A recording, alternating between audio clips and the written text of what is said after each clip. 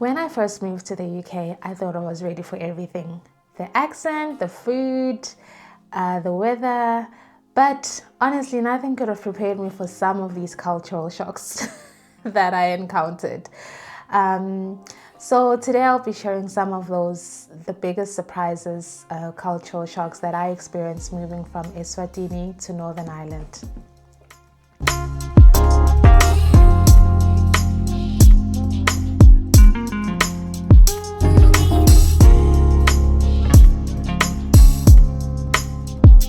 I am going to be doing my makeup while I talk through this video, so it's a get ready with me as well. Now, you cannot talk about the UK culture shock without mentioning the weather in the UK, because that's just the thing. If you are coming from an African country, the one thing that will really stand out is how different the weather is here. First of all, like, the weather is can be 4 seasons in one day. Like, literally, you can leave the house, the sun is out, and you can step into the shops for 15 minutes, half an hour, and then whenever you step out, it is pissing down, and I mean pouring rain, like heavy. And then the next moment it's just gray again, it's cloudy, and then you're just faced with this high pressure winds. So whenever you leave the house, one thing that I've learned is the fact that you cannot just tell yourself, right, I left the house, it was sunny, and that's it, that's how the day's gonna be. No, always be prepared for anything happening. Now, in the UK, although it's always raining, and I mean always, most of the time anyway, especially during winter and stuff, it's always raining, but the rain here is different. I do not remember ever hearing thunder or seeing lightning. It can rain all day for days. It can rain really, really heavy.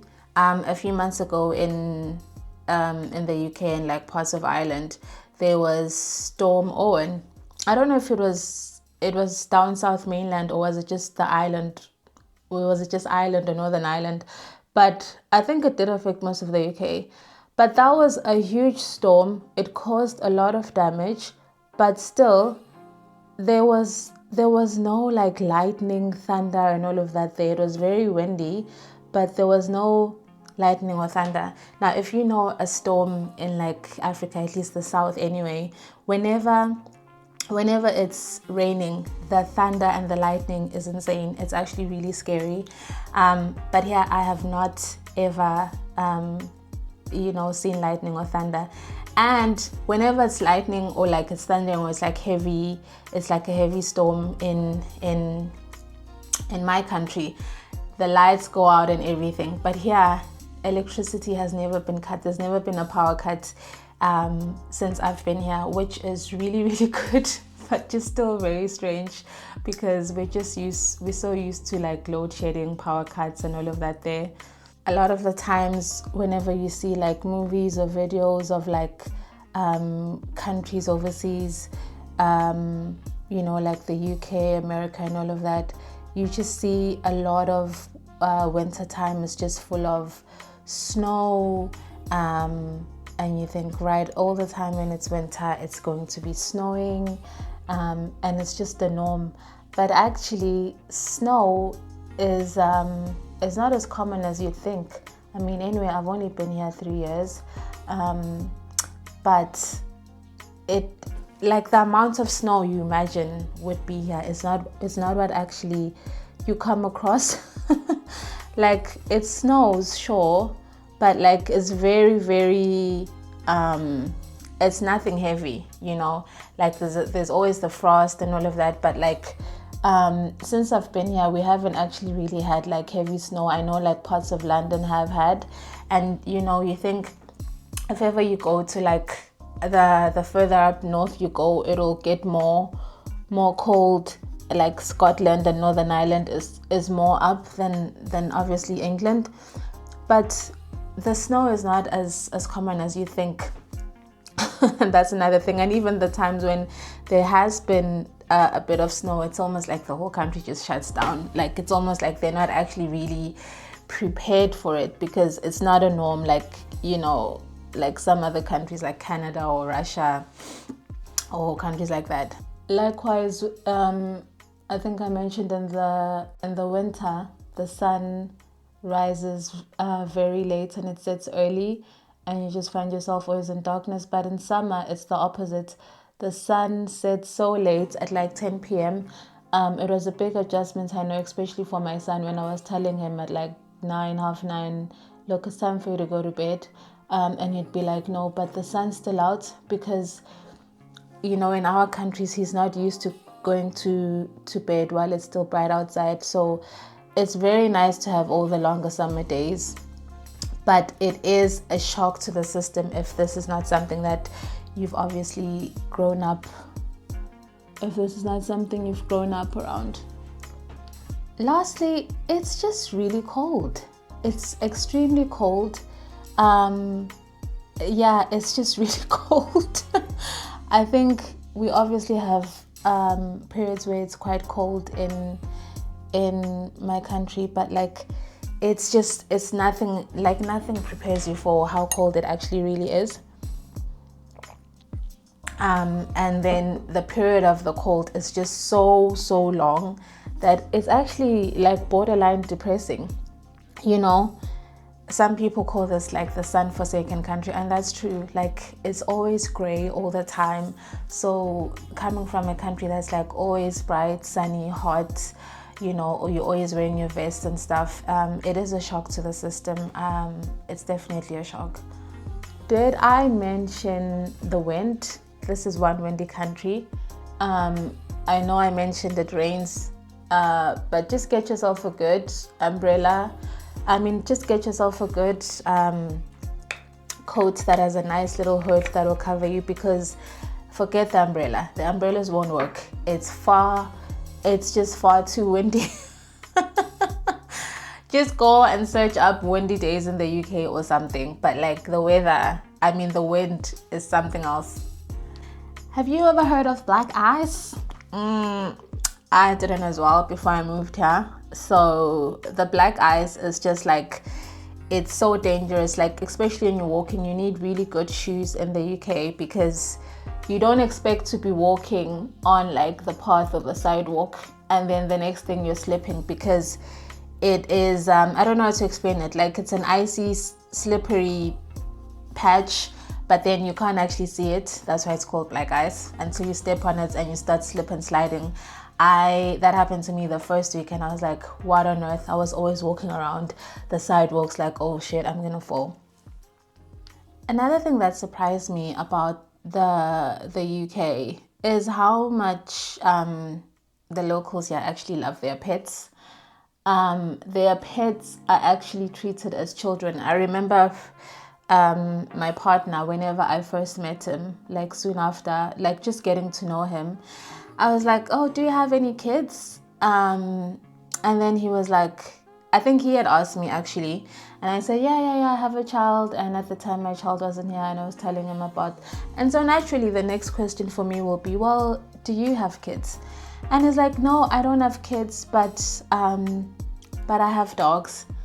And I was like, how does that even mix into the same sentence? Like, I'm talking about kids, and then you're like, no, but I have dogs, as though dogs are equivalent to children.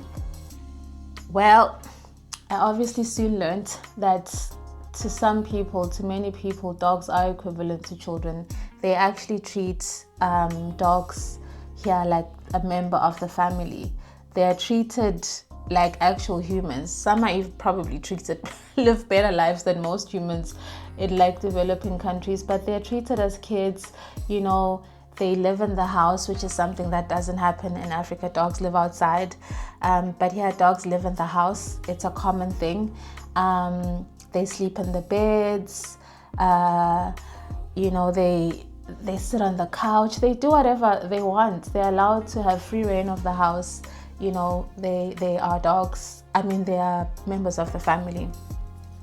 Definitely one of the biggest hurdles for me when I started dating my partner was adjusting to dogs, because he couldn't understand the fact that dogs are treated so differently back home. So it was hard for me to treat dogs as like human beings. It's something I still struggle with actually, but I've really come a long way. Yeah, I mean, dogs here are everywhere.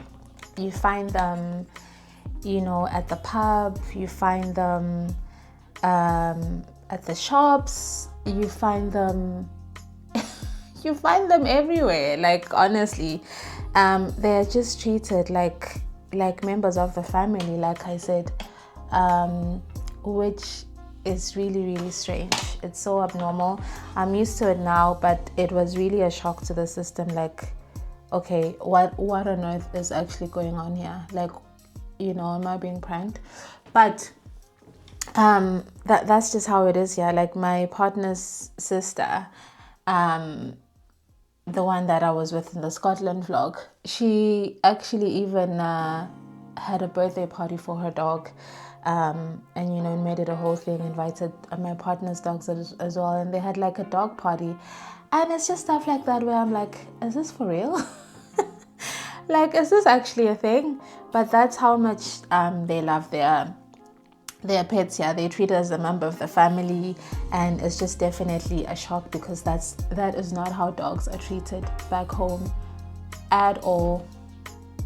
This next one. British food.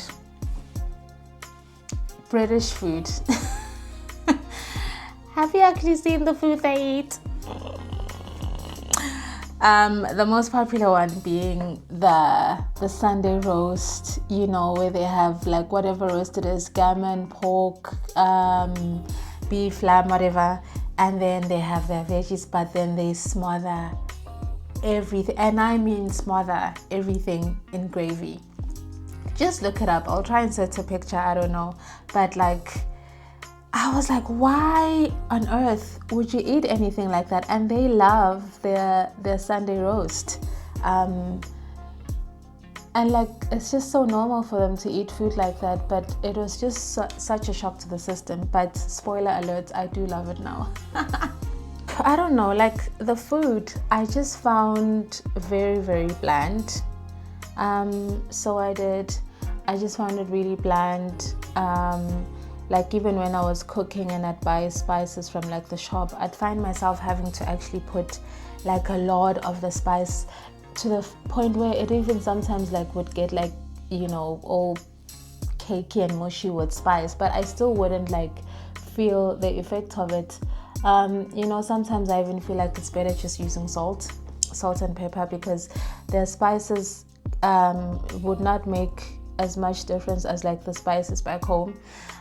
So yeah, I struggled with the food being like really bland, and it just doesn't look good. Some of it tastes good, but like, it's not a very colorful sort of style of food. This is something I'm really struggling with my son, but like the British love their takeaway, like getting a chippy, or the most popular I think would be a Chinese. Like, it's like every day, I mean once a week or something, sometimes even more than once a week, like everyone wants to get a Chinese, a chippy, or an Indian, whatever. Like, maybe it's common in some households in Africa, but for me personally, I just really wasn't a takeaway person. I just really like cooked food, and that's just because that's what I was used to growing up. I didn't grow up eating a lot of takeaways, so for me, this British culture of always getting a takeaway here and there, McDonald's, and all of that is just not really my thing. In fact, I've put on a lot of weight because of that. Like, the food here, it's just so easy to get into that culture of as well, just always getting a takeaway. especially because I live with someone who is British. You get accustomed to a lot of the cultures without even realizing. Now this one here, let me tell you, I really admire. But it is how the British people take their laws, especially with regards to like driving, so seriously. I mean, the way everyone follows obviously it's not everyone, but like for the most part, a lot of people really follow and take seriously being behind the wheel.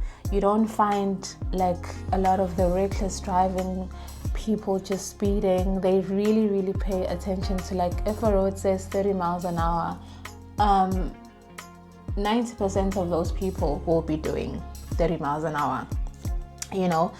And there's obviously like things like speed cameras. You would have that back at home as well, but it's just the fact that like no one actually really pays attention to it really, or like they're not really fast, and that's probably why we have a lot of accidents. But here, I don't know if I think if we, like the like people follow through with it. You can't like get stopped by a police and then you just like bribe them and say, hey, I didn't know this and this and that. But like here, there's very few accidents, and I understand why. It's because people really do take their driving and the laws so seriously. It's such a good thing, and definitely something we can learn from as Africans. No one is like in like a big hurry. You know, if there's a huge queue on the road that you're trying to join, I know I look crazy right now, but like, trust the process. People will let you in, and there's no people trying to like cut or like take shortcuts. Like, people are like really patient. There's so much order on the road. There is just so much order. Like, people will stay in their lane. You know, there's no one like busy honking at you for no reason. No one would ever let you in. If you indicate and say, I need to go in this lane, they'll be like, well, you know, you would be standing there for ages, or you would even be forced to just force yourself in. But here, people really do let you in. It sounds like such a simple thing for someone like watching this from like here, but like, people do not let you in. If you want to switch a lane or whatever and there's like a queue of traffic, no one's going to let you in.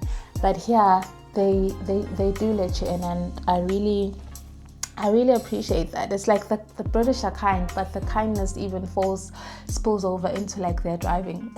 One thing I maybe do not like, which is also a culture shock, is like the cyclists on the road. I just don't understand it. How there can be a huge line of traffic at like peak hour or something, and they're all following a cyclist. You know, there's just a cyclist on the road, because for us, that would just never fly. That would just never fly in a lot of African countries, because there would be a lot of incidents where those cyclists are getting run over. But here, like, you keep your safe following distance, and you let the cyclists go, and you don't honk and you don't pass them too closely. But like, cyclists are respected on the road, which is something that I still find very weird. For us, cyclists would be like on like the footpath or something, but they would not be on the road holding up a huge line of traffic. Oh, small talk. Let's talk about small talk. Small talk is a thing here. My sister was visiting a few months ago, and she asked me, how on earth do you do the small talk? She was like, I just could never do it. And I actually hadn't realized that I do it now, but like, you get so accustomed to like people just like seeing you on the streets and talking about the weather. That's a very common one.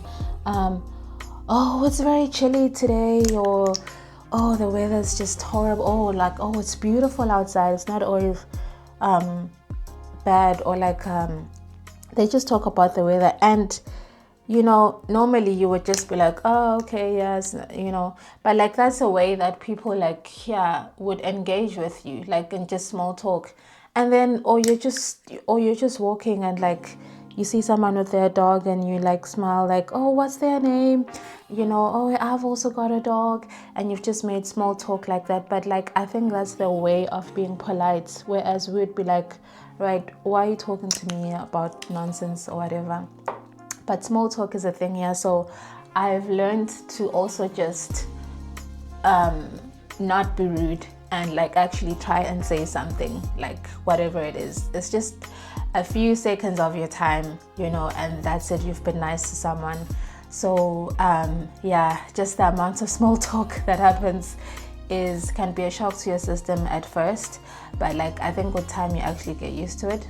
But with that also being said, people really like their privacy, like their personal space. It's a big thing here. I know you're like, oh, but these people like small talk, but no, it's very like the small talk is a very brief interaction. For the most part, people here keep to themselves, and you know, you'll go to like a restaurant or a coffee shop or something, or you're in the bus. No one's like in your space. No one's like, hey, oh, trying to chat you up. No, people really respect personal space here, and it can be a good or a bad thing. It just depends how you look at it. You know, a good example would be how like neighbors in Africa would be like, you'd leave your kids with your neighbors, you'd like leave your keys even sometimes, or you invite them over for all like family events and stuff. I'm not saying it doesn't happen here, but it's not really common. People keep to themselves. They're always in their house. They might take a walk here and there, but like still for the most part they keep to themselves.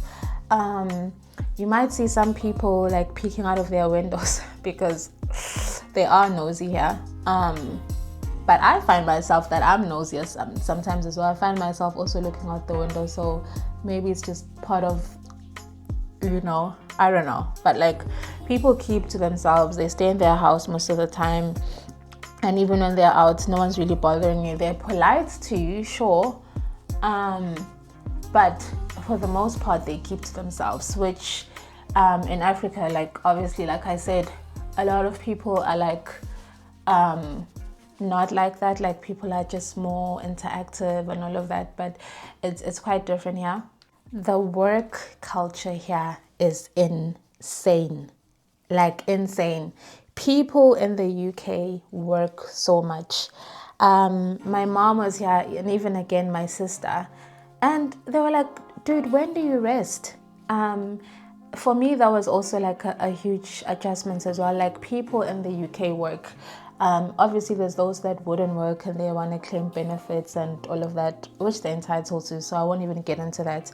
But like a lot of them like work, like people have like second jobs. People will do their 9 to 5s, and then on the weekend they might have a second job that they're doing. Like my dad, for example, has his normal 9 to 5 during the week, but then he also works for Tesco sometimes in his spare time on the weekend or after hours. But like that is something that's actually quite common. And it's something that I actually really admire a lot, because back home, like a lot of people will just do their normal Monday to Friday 9 to 5, and they're not going to do any overtime or other stuff that they don't actually need to do. They just stick to what they're meant to do. Or like people wouldn't like work in a certain job because they're like, that's beneath me. But like people here, every job is respected, and every job has a minimum wage, so every job can get you a very decent quality of life. So people, I know here like they go on a lot of holidays and stuff, so I don't know if that also contributes, but like people really work hard here, and it's something I admire. But it's just about finding a balance, isn't it? Because working all the time as well is not good, and I think that's what even I find, you know, if you're coming from like Africa and stuff, it's quite the adjustment, because it's like, right, when do I actually get to relax or do stuff, because we're always working. People here have a really strong work ethic. I just want to clarify the fact that you don't have to work all the time, like, but you you know, there's that option. If you don't want to find yourself in debt, if you don't want to find yourself, you know, tight and all of that, there is the option there to work as much as you want, all the extra jobs you want to do, and no one's going to look down on you. It's just a really strong work ethic, isn't it? I think it's something that I really admire.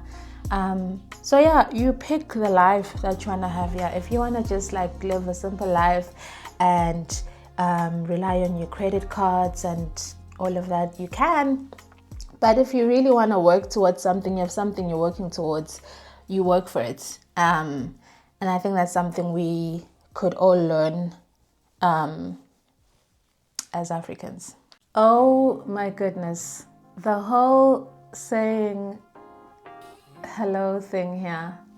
Like, you're right, or yeah, they don't even say you're right. Sometimes they might just say, all right, you know, and you like, it's so easy to get trapped into like actually telling them how you're doing. Like just saying how, oh yeah, no, I'm not okay because of this and that, or like, yeah, and just get into a whole thing. But they are saying it to be polite. They don't actually want to know how you're doing, which is very confusing. It's very confusing. It's very strange because why are you saying, are you all right, if you don't want to know how I'm doing? You know, make it make sense. But you just, it's just like they say, you're right, and you know, they want to continue going on. So you just say, oh, not too bad. Yeah, all good. You know, and that's you done. That's all you need to do. There's so many culture shocks we could get into. There's actually loads, but this video would end up being like so long. But I'd like to know what culture shocks you guys have faced in the UK as immigrants. There's obviously loads, you know, like people always saying sorry, or like sometimes if you say sorry, like if someone has had a fall or something, you say, oh sorry, and they'll be like, no, what are you saying sorry for? You've done nothing wrong. Or them just saying sorry, or that like, or that smile that we know that they always do, that's like you're like, right, are you gonna talk? What's happening? But there's so many that we could go into. But like I said, I'd like to know what cultural shocks that you guys have come across as immigrants in the UK, or just like immigrants in any other country. Like if you're an African and you've just moved anywhere overseas, whether it's the USA, it's Canada, it's Germany, whatever. Like I'd be interested to know what culture shocks you guys have experienced, or if you can relate to any of these. So those are some of my cultural shocks, and I'm sure I will discover even more as time goes on. But thank you so much for watching. Please don't forget to subscribe if this is content that you enjoy. I will upload a video every Sunday. See you soon.